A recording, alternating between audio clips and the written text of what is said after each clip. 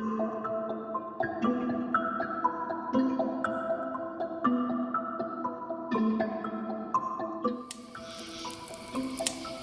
guys, this is Brad Allen with Outdoor Asylum podcast. Thank you for joining us. We're here from the Cache River Studio at the Elite Duck Call Shop. I've got my producer Jake Seipert. Jake, how you doing? Hello, I'm doing good. How are y'all? Doing good. Really excited to have a special guest with us today. This guy he's a legend in the outdoor world. I'm telling you, he's been a duck call maker, 1997 World Duck Calling Champion. He has been the maker and owner of Echo Duck Calls for a while now. Like I said, a true legend in the waterfowl world, Mr. Rick Dunn. Rick, thanks for joining us, man. Thank you, Brad. Glad to be here. Good deal. I want to start. We're going to break you down, Rick.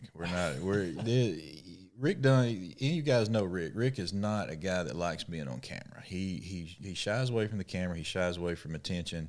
So, man, we got to go way back. Let's go back to your childhood here. You got into hunting. What was the first type of hunting that you did? Duck hunting. I went duck hunting with my brother. He was 19 and I was 12. That's when I started. And he took you for the first time? Mm-hmm. I can remember it was 1962. I was 12 years old. The limit on ducks back then in 1962 was one. One duck. Yeah. He took us. We got out of the truck and some ducks flew by. He shot one time and killed two, and we had to go. I didn't get the fire shot. He went over the limit then. Yeah, you should have had him prosecuted if he killed them both. I know it. Yeah, I had to take one of them. But, that was just one of those things. But, he took me back the next day, and I got to kill mine. Mm-hmm. Now, how many brothers and sisters you had? Now, you're talking about your brother's name was Danny, correct? Mm-hmm. Now, and correct. Danny passed away a few years ago. He did. What about any? You have other siblings? I have two other sisters, Sherry Rose and Dixie Delane Dunn. But anyhow, I have two sisters. One of them lives in Florida. One of them lives in Cabot. Okay. What about your parents? What did your parents do? Well, my dad was a plumber by trade. My granddad was a plumber by trade. And he did that for quite some time, and he got up in years, I'm going to say in his late 40s, early 50s, and he started selling insurance.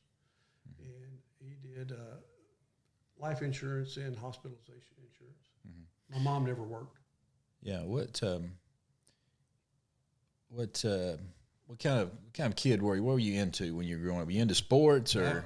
Yeah, sports. That was it.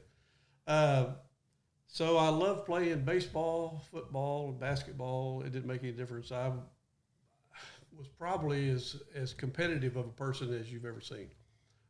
I didn't like to lose at anything. I don't care if it was tiddlywinks.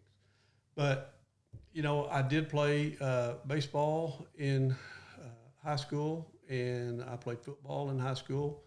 And I was lucky enough to make All-State. This was in Florida because my parents moved to Florida. And I made All-State in baseball and football. And I took a baseball scholarship there in Florida and played college baseball.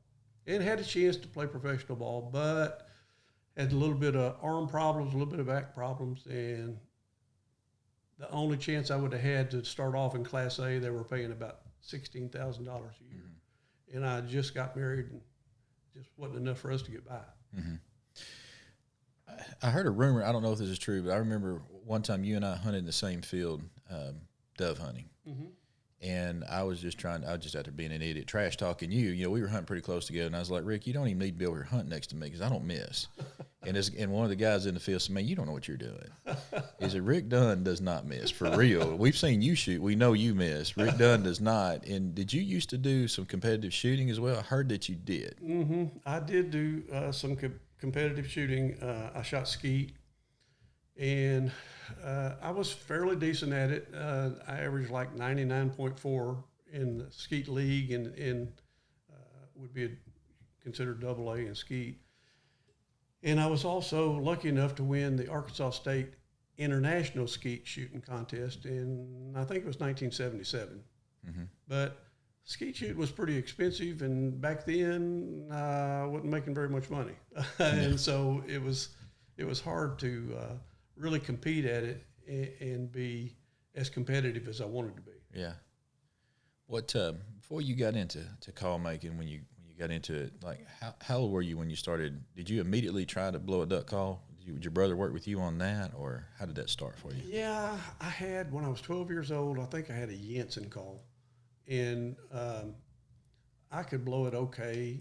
I mean, actually, it wasn't okay. It was terrible, but I thought it was okay. But I kind of got started on that. With a Jensen? Mm-hmm. Yeah, I think I started on Mallard tone. I remember when I started, it seemed like that's all you could get was Jensen, Mallard tone, and then I really wasn't aware of a lot of the customs that were out there. Mm-hmm. So what about, before you started making calls, what'd you do? What was your job?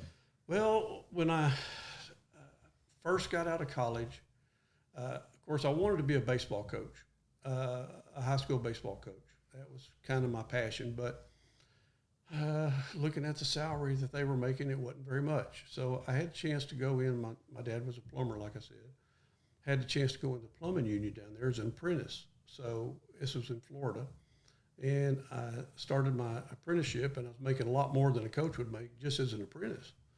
And each year you made more, and each year you made more. And after like 4 to 5 years, you're making journeyman wages.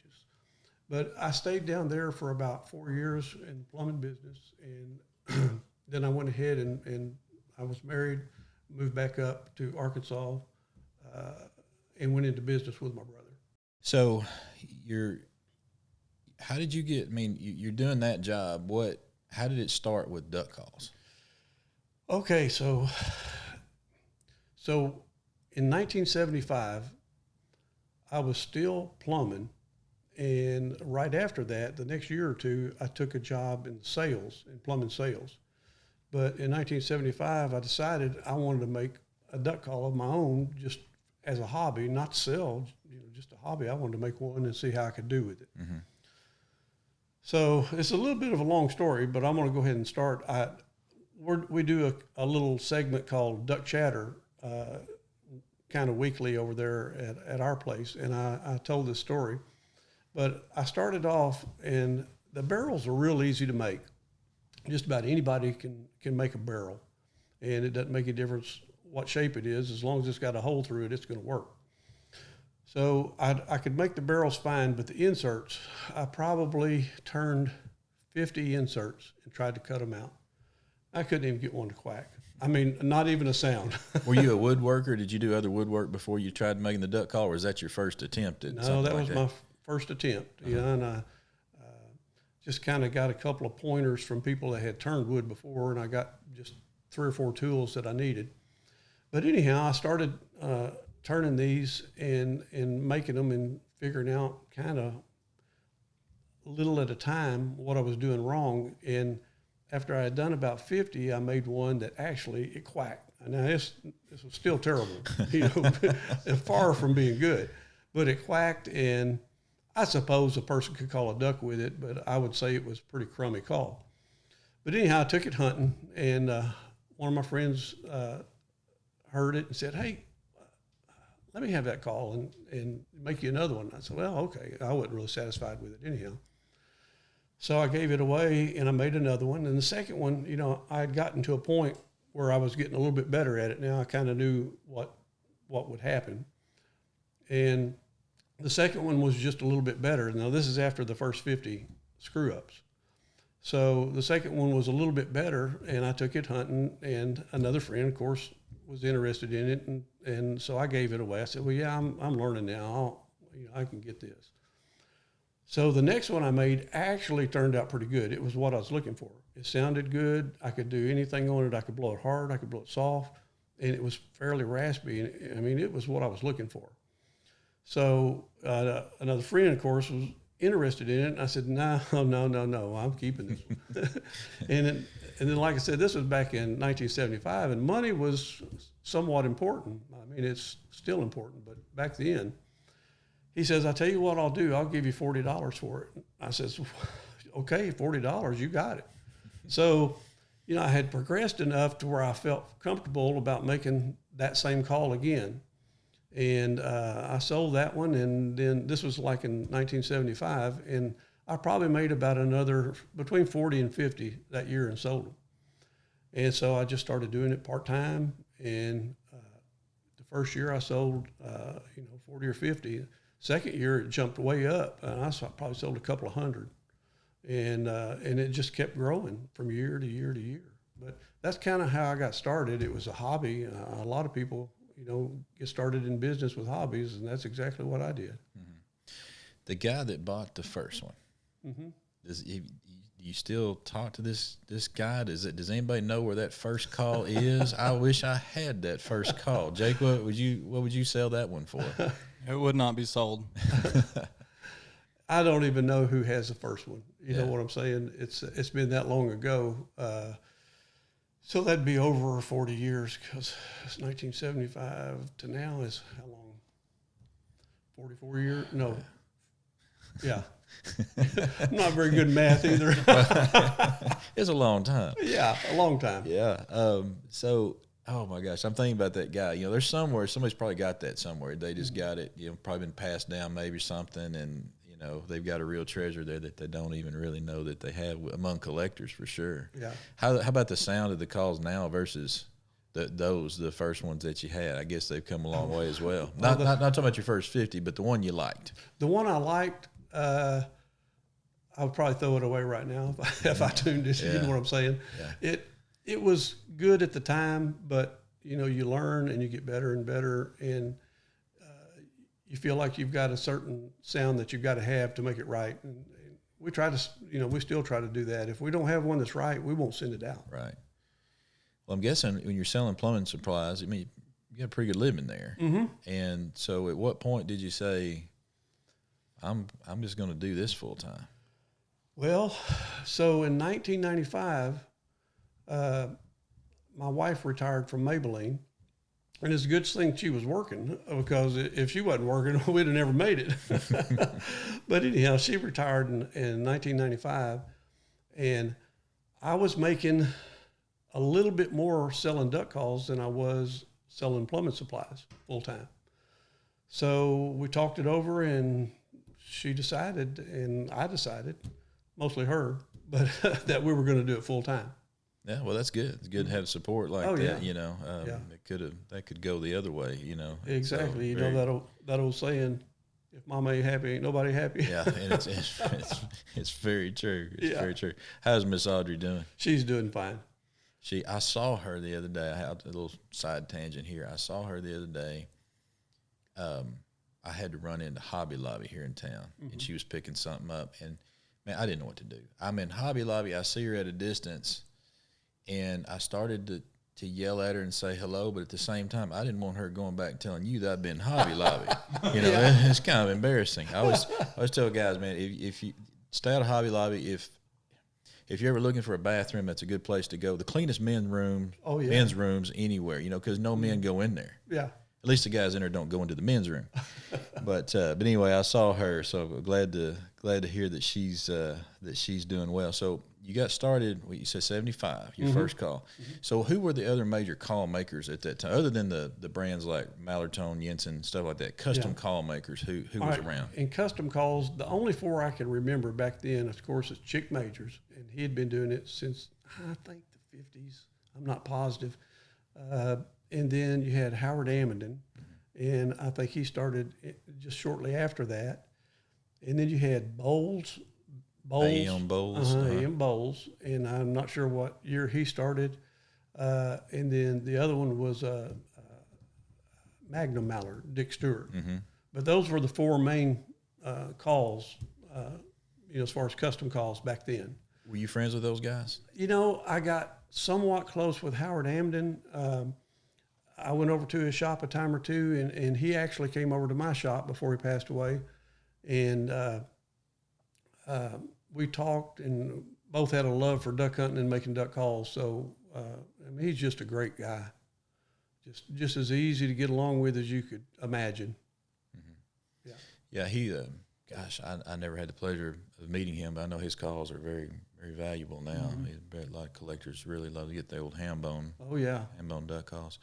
So did he give you many tips as far as making? Did any of those guys help you as far as your call design? As far as the call design, no. the best tip that I got from any of them was from Howard Amden. And he said, when you're making a soundboard, he says, the thing you've got to remember is it's got to have a continuous circle. And he says, if it's flat, you're going to have problems with it. It's either going to stick or it's going to squeak, or, you'll have problems. But you need to keep a continuous radius on it. Mm-hmm. Which will keep the reed up a little bit. Mm-hmm. Exactly. Mm-hmm. So you started calling. At what point did you decide to get into some competitive calling? Well, let's see. So I started, like I said before, I was a competitive person, from the get-go. And so in 1983, I decided to get my feet wet in competition calling. And so I talked to, that year I talked to Charlie Holt. And he told me, he said, it's going to take a lot of practice. And he gave me the name of Virgil Sinke and said, Virgil can help you on your competition calling. So I befriended Virgil, or we became friends, and he taught me most of what I know about competition calling. What to listen for on the top end, what to listen for on the low end, the speed that you need to call, aggressiveness, everything that you needed to know. And he was a great teacher. I mean, he could explain it, real well. So I started in 1983, and just to give you a rundown on that real quick, I didn't do very well in 83. I didn't do very well in 84 or 85. Okay, so then in, I think, 86, I did qualify for the world. And I think I finished 10th in it, which I don't know how. I just got lucky. And then 2 years later, in 1988, I finished second in the world. And, so I was really on a roll. And then I did a lot of finishing in the top 10 in the world. I finished like second 2 or 3 times, third 2 or 3 times, fourth 2 or 3 times. But I was lucky enough to win it in 1997. And then just shortly after that, I decided, I was getting older. When I won it, I was 47 years old. So, it might be time to give it up. So I did shortly after that. Now, you finished like first runner-up a time or two, didn't you? Mm-hmm. Twice or? Mm-hmm. Two or 3 times, yeah. Now, was 88 a year that you finished? Uh-huh. Okay. Johnny Mahfouz won that year. Looking back at some of my history with the calling contest, that was the first duck calling competition I ever saw. Mm-hmm. Was 1988, and then you finished first runner-up. And I didn't know you or anybody that was in it, didn't know anything about it. I remember my father saying, "Man, these 2 guys, I can't tell, who's going to win this or not." And then you had that first run. Then 97 was a year that I decided I wanted to try competition calling. And I still didn't know anything about it, but I wanted to go and be more serious in listening to it and seeing, trying to hear what everybody was doing. And then you won that night. And tell me about that night. I remember being in the crowd. And like I said, didn't know you or anybody there, but I know that there were a lot of people in the crowd that were very happy. You had a lot of friends there, a lot of supporters there that night. So what was that like for you when you finally broke through there and got to hold that trophy? I don't know. I think everybody pulls for an underdog, and I had finished second. A couple, 2 or 3 times, and third, and fourth, and fifth, and in the top 10. I think I was in the top 10 like 11 out of 14 times, and so I think everybody was pulling for me because, I'd kind of paid my dues, but at that point, I didn't really feel like I had a chance. You know what I'm saying? There's always something came up. Somebody else blew better, or, you just didn't do as good. But I can actually say that the year that I won, I don't feel like, honestly and truly to myself, that I blew as good as I did a year or two in previous times. But it just, all the cards fell right, and the stars lined up, and I got lucky. Yeah. Well, I don't think you got lucky. I heard you blowing that. That's a bunch of crap. There was no luck there. You sounded great. It seemed like right around that time. Now I don't know, how well your business was doing before, but that seemed like a time. I don't know if the World Championship had much to do with it. That your business pretty much exploded. It seemed like your calls really got popular right around that time. Yeah, I think that competition calling probably did more for advertising than just about anything, because we didn't really spend money advertising. Everything was word of mouth, and so I really think that did help considerably. I mean, the sales jumped probably 40% just the next year. Mm-hmm. What have you seen major changes in the call business since that time? I mean, I know like what you're talking about, word of mouth, the internet, online stuff is really, social media and all that stuff has really changed how everything's going. Yeah, I'm not into a lot of social media. I can barely turn a computer on, and we do that duck chatter. Jonathan takes care of all that stuff, but I don't know exactly how much that helps, but I know it has to help. The more people that you can contact, the more people that you can get your name in front of, the better chance you've got of selling a duck call. So I do know that much. Yeah, and look at how many people were doing it when you started versus now. I always said it's not only just everybody and his brother, it's everybody and his brother and his cousin, Exactly. Are making duck calls now. I know so it. it's a definitely a bigger market. What are you seeing as far as the changes that you've seen in duck calls themselves over the years? Okay, in duck calls themselves, probably let's say from the 80s to now, to now. The calls progressively, especially competition calls, progressively got easier to blow, more volume, and a lot less potential to make mistakes on. So when you got those three things, and they kept getting better and better and better and better every year, those things were huge as far as the differences in calls. Back in the 80s, the hail call, the ring and hail call was just a low tone. You know what I'm saying? And now it screams on the high end. And they, of course, they judge you for volume and clarity at the World Duck Calling Contest. So they've changed dramatically. I just don't know that they can change any more. You know what I'm saying? Much more. So let's just say they changed 50% from then until now. I don't think you'll see another 5% in the next 20 years. Yeah. What about hunting calls?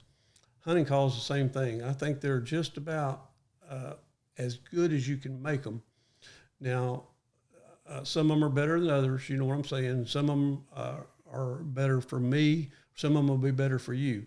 So what you've got to do is you've got to make a call that's better for each individual, that most people can blow. Mm-hmm. So what about duck hunting? Tell me, I want to hear a story. Tell me about the best duck hunt you ever went on. You've been out there for a long time. I don't know anybody. I don't think I could name a person that I know personally that's killed more ducks than Rick Dunn. So tell me about the best duck hunt that you've ever been on. Well, let me think. I can tell you one, but somebody when we get through is going to say, "Oh, he's full of you know what." So, well, Jake said that before you got here, okay. So that's already out of the way. Right. Just go ahead. So one time, this is I'm going to say in the mid '90s. The limit on ducks was 3, and it was so easy to go out there and kill 3 mallards. You can get 2 bunches in, and you're done. If you had somebody that could shoot halfway decent, and you got the ducks all the way down. So my brother and myself and one of our customers, we were both selling plumbing back then. And then the year after that, or somewhere right in that vicinity, I started making duck calls full time. But anyhow, we were hunting, and I was bad about not shooting my limit quick because I like to watch the legs, looking for a band. Okay. So, and honest and truly, I have 7 bands that I saw on the duck before I shot it. But, it takes a lot. The sun's got to be just right. The duck's got to be close enough. So at this point, we were in Bayou de View, and it's over on the other side of Dagmar. And it was U.S. Fish and Wildlife land that we were hunting on. And we had had a good hunt. My brother had killed his 3 greenheads, and our customer had killed his 3 greenheads, and I had killed 2 because I probably could have missed, but I wasn't shooting at them because I was watching. So they had gone back to the boat, and I said, well, I'll be there. I'm going to get one more group in and see if I can see a band. And this is unbelievable. The ducks just started, you saw them every place you looked. So I started calling, and, you know, here goes a group circling, and then another group got with it, circling. Another group got with it, circling. This is kind of a once-in-a-lifetime thing that happened. And these were big groups. I'm not talking about 10 or 12 in a group. I'm talking about 75 to 150 in a group. And they were circling and circling and circling.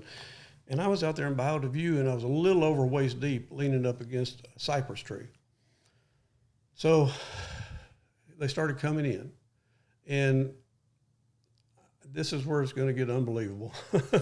They landed for about 10 or 15 minutes. And there was conservatively between 3,000 and 5,000 ducks. And I kept watching and watching and watching. I was watching legs, and they'd go by me. So they were just about all in. I thought to myself, well, I don't guess I'll see one. And then all of a sudden it was one on a greenhead, and it shined, and it was just like bright. So I said, okay, here's my chance. Well, I couldn't jump out and shoot him right then because I was in deep water and I had roots under me, you know, and I wanted to be careful. And so I watch him, keep my eye on him, and he's going down. This hole's not but about 50 yards wide. And the ducks were hitting in it and swimming out, hitting in it, swimming out. And I'm talking about, I haven't seen anything like that since. So I saw this one that was banded. He comes down. There's one bush in this hole. I'm talking about one bush, and the rest of the hole's wide open. Well, this bush is about 3 or 4 feet in diameter and maybe 3 or 4 feet tall. So what does he do? He lands right behind it. Of course. Of course. I mean, is that Murphy's Law, I think. So I know he's right there behind the bush, but of course there's 3 or 4 other ones behind the bush. And so I said, all right, here's my chance. So I step out behind that, got everything mounted right. When he jumps up, you know, there's 3 of them there. And I said, I'm going to take that one. And I shot him, and he fell. I went over there, and what do you think? No band. But that was my most memorable hunt. I mean, the ducks were just unbelievable. I've never seen them like that since. It's amazing you didn't kill 15 more sitting behind it with numbers like that. I know it. And don't confess to anything if you I did. don't. I don't. Yeah, we won't. Man, don't you wish you had that on video? Oh, that was awesome. It was just unbelievable. And I had a great time, even though I didn't kill a band. I mean, just watching those come in, there's nothing like it. Yeah. Yeah. Right there at you in the timber. Oh, man. You know, I've enjoyed watching all the videos that you made over time, the Mallard Madness, usually those hunting videos. And I know one that's my favorite, just because knowing you guys and they were on that hunt and I have laughed about it, was the one that you were on with that squirrely Kent column. Oh, I remember that one. There's been more than one, but I think I remember the one you're talking about. You know what about. I'm about to say. Oh, yeah.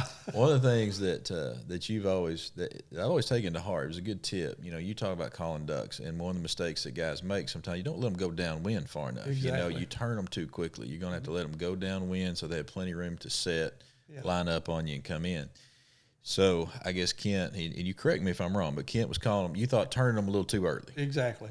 So he's turning them too quickly, and you're explaining to him, Kent, you're going to let them go downwind. You said, let them go down, let them go east for a while before you turn them back. And what was Kent's response?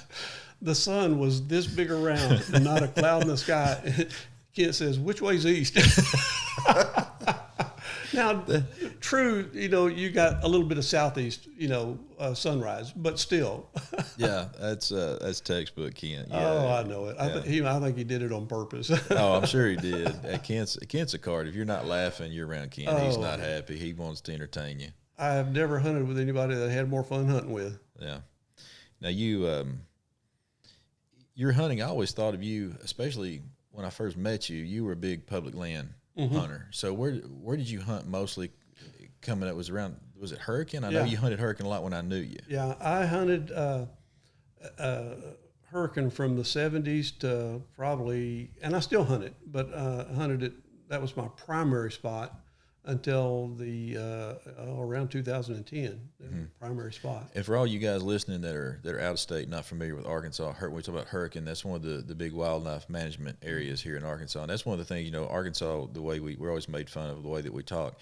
If there's a big storm heading for Florida, that's a hurricane. Mm-hmm. Even though it's spelled the same, when we go duck hunt, we're going to go over here at hurricane. And that's where we're going to hunt. So back in the day, I guess things are a little bit different. What was it like over there hunting hurricane? Well, of course, back then you didn't have any spinning wing decoys at all. Mm-hmm. So we had one hole that we loved to hunt. It's called the 13 hole. And there was usually 5 or 6 of us wanted to go, just who showed up that day. And which was special about this place, it was a little bit away from everything. But because we had better callers and no spinning wings to hurt us, we were able to control the ducks. You know what I'm saying? We get 4 or 5 guys calling, and maybe 6 guys calling. The ducks were coming over, and they were going to come down and take a look, see what was there. And so we pretty much had that hole to ourselves. You know what I'm saying? We had guys that would come in and beat us to the hole, but we had an alternate hole over there about 250 yards, and we'd still do the same thing with the alternate hole, and they'd stay there maybe 1 day or 2. The calling was beating them out. Because there was no spinning wings. So, they stay there a day or 2, and then we'd be back on our regular schedule. We'd get there about 10 minutes before shooting hours, throw the decoys out and get ready. But times are not like that anymore. That's what I was going to ask you. I mean, the changes with public. Do you hunt public land very much now? I do now, but only, I'd probably say maybe 20% of the time. Yeah. What's the major drawback? Just the crowdedness of it? Yeah. I mean, there's a lot of guys that are very respectful out there hunting. You know what I'm saying? But there's a few that ruin it for everybody. And, if you're killing ducks and they don't like it, you get ducks circling, they'll shoot their gun one time just to scare the ducks off. And I can't see that, but that stuff happens. Yeah. Yeah, it's really frustrating, and I wish, man, I think it's kind of a double edge. I think guys need to be a little bit more courteous, obviously, and try to use some ethics with it. And then at the same time, I tell guys, if you're out there and you're complaining about other guys that don't know what they're doing, befriend those guys. We can get mad, we can have fights at the boat ramp, but sometimes you just befriend some guys, invite them to hunt with you. Sometimes I think, we go out there with just a war mindset whenever we hit the woods. It's not much. We're best friends back here, but man, as soon as you get to the boat ramp, I hate everybody. Nobody can shoot my ducks. I know it. It's a shame it's like that, but like you said, if you would take some people in and try to be as nice as you can, I think it's kind of like the golden rule, treat others like you'd like to be treated. But if everybody would do that, of course, it would make things better for everybody, but not everybody's going to do that. Oh, yeah. What about here in Arkansas with the water situation, flooding in they've changed how they're doing it, kind of on a rotation, flooding certain places. Right. How's that changed things for you? What are your thoughts on that? Well, I'm going to be honest with you. If the river's up, it doesn't make any difference. You know what I'm saying? Mm-hmm. But a lot of times there's a lot fewer places to hunt when they do that, which when there's a lot fewer places to hunt, there could be more people at the places that you can hunt. So it hurts in that respect, but, I mean, you've got to take care of the timber and you've got to keep it alive for future generations. So I'm with it. Yeah, I agree. Are you seeing – I don't get out there. I don't hunt the public near like I used to, and I'm not out there chasing deer, squirrels, or anything else typically. But in talking to guys, I hear a lot of people saying, okay, as duck hunters, if it's killing the timber, we got to take care of our resources. So that maybe they agree with that. Some people just completely disagree. Some people are like, okay, if that's what we have to do, it's what we have to do. Heard a lot of criticism from, they're like, well, but in the summer and spring, we're getting water on there and it's not being managed. They're not getting that water off then, when they need to be. Have you seen any of that, or is it that? Yeah, honest and truly, the water is harder and harder to get off. Now, we're talking about the White River now. The White River actually needs to be dredged. and it would let twice the amount of water go downstream as it is right now. 25 years ago, it seems like when you got high water, it would leave quickly. But nowadays, in the last few years, it seems like it just hangs around and hangs around. Like the White River right now is at like 31.5, and leaves are on the trees, so it's not doing the trees any good right now. When I said 31.5, I meant at Augusta. At Augusta. Yeah. What about, what are your thoughts on this? This is one of those things that I go back and forth on. Like, we've limited out-of-state hunting here in Arkansas. And of course, you and I are both in the duck call business. These are our customers. Whether they live in Alabama, they live here in Arkansas, they're our customers, and we want to take care of them. Yeah. You can see, I can see how the residents want it to be limited. If I wasn't in the call business, I might be more for that. Right. But at the same time, it's good for not that you and I personally, but for the entire state. The more out-of-state hunters that come in. So it's one of those things I can argue for a half hour one way and then turn around with the equal passion and argue the other way for it. What are your thoughts on that? Well, I'm kind of like you. Everybody deserves to be able to duck hunt. You know what I'm saying? They do have it limited now to give the in-state hunters more opportunity to hunt when it's not so crowded. And especially when the river's out, I don't think it hurts quite so much. You know what I'm saying? But when the rivers are not out and you've only got a certain amount of areas that are flooded, that's when it really hurts. But, I still go back to, everybody has a right to go duck hunting. Mm-hmm. Yeah, absolutely. What are your thoughts on Arkansas as a whole?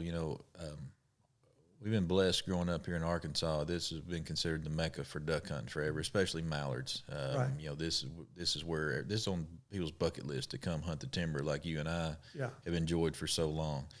Here recently, last few years, we've seen a little bit of a decline overall. I attribute a lot of that to weather changes and things like that. We've seen other areas that are getting hot, like Missouri and Kansas. Certain parts of Oklahoma have been really hot, and Arkansas seems to be down a little bit. What do you think about that? What do you attribute that to? Well, there's several things. Probably back in the 90s, they said that our ducks were down, but we had lots more ducks to hunt. When we went to Hurricane or we went to Bayou View or we went to any place, there was always ducks there. And it's not that way now, even though our duck numbers are high. And this is just my opinion, but we've got a pie, and there's little pieces of the pie being cut out. Okay, Missouri's doing more with their efforts to hold ducks in Missouri. So there's a little piece of the pie. We've got more federal rest areas. There's another little piece of the pie. And a lot of those ducks don't ever get hunted, and there's more and more of those. There's more private rest areas now. So there's another piece of the pie. There's state rest areas now, and that's another piece of the pie. So we're actually, we're lucky to have a piece of pie left, but we've got that much. Yeah. So if you're going to give some tips to guys in calling, we talked about letting those birds go downwind a little bit to have plenty of room swing, come back. What are some of the most common mistakes that you see guys making when they're out there hunting, when they're blowing their duck call? Okay, I just got through doing one on Duck Chatter, 10 most common mistakes duck hunters make. Okay. Well, I had to have my list with me. And just so guys can go to that as well, this is on your Facebook page, Echo Duck Call's Facebook page, and we've Duck got Chatter. On YouTube also. Okay. So anyhow, one of the most common mistakes is people don't go where the ducks are. They go where they want the ducks to be. And that's just a mental mistake. Like in Hurricane, I've got one hole, we called it 13 hole. I love to go there. If it's got water in it, I want to go there. If there's not any ducks, I've really messed up. Back years and years ago, if there was water, there was ducks. But I've got to remember this is not years ago. So if I plan a trip in there and I don't see any ducks, it's shame on me. You know what I'm saying? It's because I made a poor decision. But it's a place I wanted to go, but I probably shouldn't have. Another thing is probably the second biggest problem is not getting set up right with the wind. You got to have the wind at your back or at your left side or your right side. If you go out there and you're in ducks and they're landing off of you and they're, because you got the wind wrong, that's a real common mistake. So you got to be very careful. A lot of times you can't trust the weatherman, as well as I do. Yeah. You've gone out there and they say, oh, it's going to be a south wind. It's out north. Right. So that's another kind of common mistake. Another thing is duck hunters a lot of times call too much. There's probably more ducks blown out of the hole than there are called into the hole. Mm-hmm. Now, there's a time to call a lot and there's a time to call a little. And the time to call a lot, if you're trying to break ducks, and as well as I do, if you got 4 or 5 guys calling real loud, you get a chance to see them lock up and sail around. After they do that, when they've got their wings locked, it's time to get off of them because, they're looking for hundreds of ducks down there or maybe even thousands. And, they go by and see 6 decoys. So, which is not a problem as long as you're not overcalling. Mm-hmm. So, what I like to do is once you break them and they've made a swing and looked at your spot, call, but not too loud. Typically after they break and they're only like a treetop and a half high. So you don't have to call real loud, but as soon as the last duck has gone by you, going upwind, then go ahead and give him a little holler. And then when he goes downwind, you might want to feed call just a little bit, stay in contact, but you don't want a bunch of people hammering on them. You know what I'm saying? Because they're going to turn right around and not get set up to land like we talked about earlier.